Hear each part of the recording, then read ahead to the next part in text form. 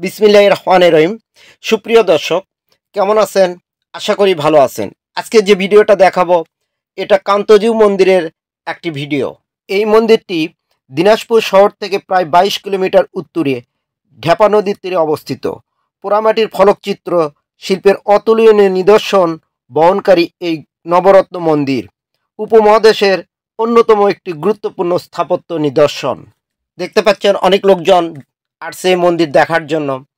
হিন্দু ধর্মাবলম্বী লোকজন যারা আছে তারা এই মন্দিরকে ঘিরে অনেক অনুষ্ঠান বা অনেক কিছু করে। দেখতে পাচ্ছেন অনেক লোকজন আসছে তাদের ধর্মের রীতিনীতি পালন করার জন্য। সেই সময়কার মহারাজা প্রাণনাথ শ্রীকৃষ্ণের কান্ত নাম অনুসারে মন্দিরটির নাম রাখেন কান্তজিউ মন্দির। অর্থাৎ কান্ত হচ্ছে তাদের কৃষ্ণের নাম আর জিউ হচ্ছে সম্মান, এই দুটাকে একত্র করে নাম রেখেছে কান্তজিউ মন্দির। মন্দির প্রতিষ্ঠানের পর মন্দিরের নাম অনুসারে সেই গ্রামটির নাম রাখা হয় কান্তনগর। কান্তনগর গ্রামটি ছিল দ্বীপের মতো, এর চারপাশে ঢেপা নদী প্রবাহিত ছিল। কালের বিবর্তনে সেই নদী আজ কিছুটা হলেও আগের মতো নেই। এই মন্দিরে বিভিন্ন ধরনের লোকজন আসে, কেউ আছে তাদের রীতিনীতি পালন করার জন্য, আবার কেউ তাদের মনের মতো করে বিভিন্ন স্টাইলে ছবি ওঠানোর জন্যও আসে।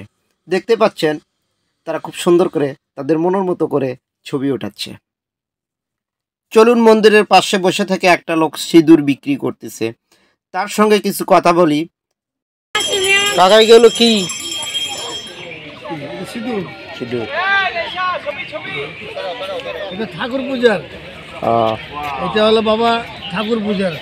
তো আপনার এই জায়গায় লোকজন কখন বেশি হয়? এখানে অগ্রহণ মাসে হয়, তারপরে এমনিও হইতে থাকে, যার যার ভোগ থাকে তারা তারা আসতেই থাকে। সবসময় লোক থাকেই? সবসময় লোক আছে। এগুলো বিক্রি হয় এখানে? হয়, এগুলোই তো আসল। এগুলো আপনি আর দিবে, নিবে আর দিবে। প্রতিদিন কত টাকার বিক্রি করেন? প্রতিদিন 500-600 টাকা হয়। 600-800 মানে আপনি যা বিক্রি করেন তার মধ্যে 700 টাকা লাভই হয় নাকি? সব মিলে 700 টাকা? 300-400 টাকা হয়। 300-400 টাকা চলে মোটামুটি একদম আপনার। আপনি শুধু এই কয়টা আইটেমই বিক্রি করেন তাই না? এইটাই, তাছাড়া আর কোনো কিছু। এটা কি? এটা বাতাসা। এটা বাতাসা। আর এটা এটা নীল কাপড় দেওয়া। আর এই যে এটা হলো তিলক, এই যে ফোঁটা, এটা হলো মুলতানি মাটি।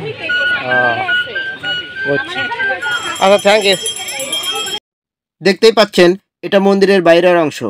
তো কথা না বাড়িয়ে আবার মন্দিরের পূর্বের ইতিহাস সম্পর্কে আপনাদের কিছু কথা জানিয়ে দিচ্ছি।